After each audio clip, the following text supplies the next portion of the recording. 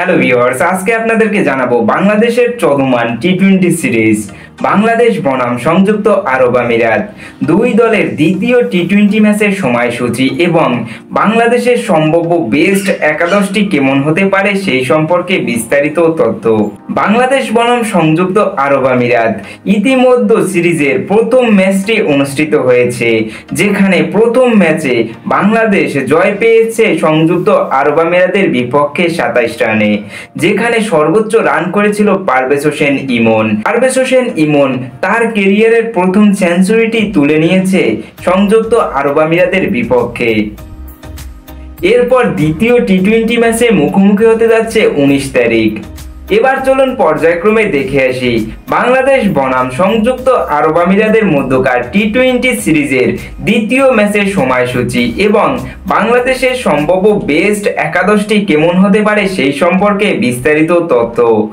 আপনি যদি প্রতিদিনের সকল প্রকার খেলাধুলার আপডেট পেতে চান, অবশ্যই চ্যানেলটিকে সাবস্ক্রাইব করে রাখবেন এবং আপনি যদি এই ভিডিওটি ফেসবুক পেজ থেকে দেখে থাকেন, অবশ্যই পেজটিকে ফলো দিয়ে রাখবেন, যাতে করে খুব সহজেই সকল প্রকার খেলাধুলার আপডেট পেতে পারেন।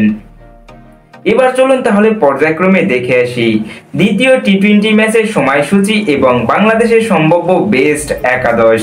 বাংলাদেশ বনাম সংযুক্ত আরব আমিরাত সিরিজের দ্বিতীয় টি-20 ম্যাচ তারিখ 19 মে 2025, সময় রাত 9টা বাংলাদেশি সময়, ভেন্যু শারজা ক্রিকেট স্টেডিয়াম, সংযুক্ত আরব আমিরাত।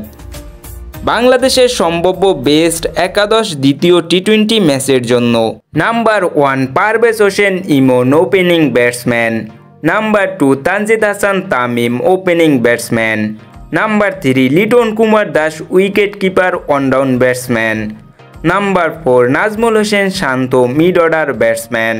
Number 5 Jaker Ali Anik, wicket keeper, mid order batsman. Number 6 Shamim Hossain Patwari, batting allrounder. Number 7 Rishad Hossain, spin bowler. Number 8 Tanzid Hasan Sakib, fast bowler.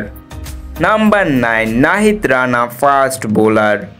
Number 10 Hasan Mahmud, fast bowler. And number 11 Mustafizur Rahman, fast bowler.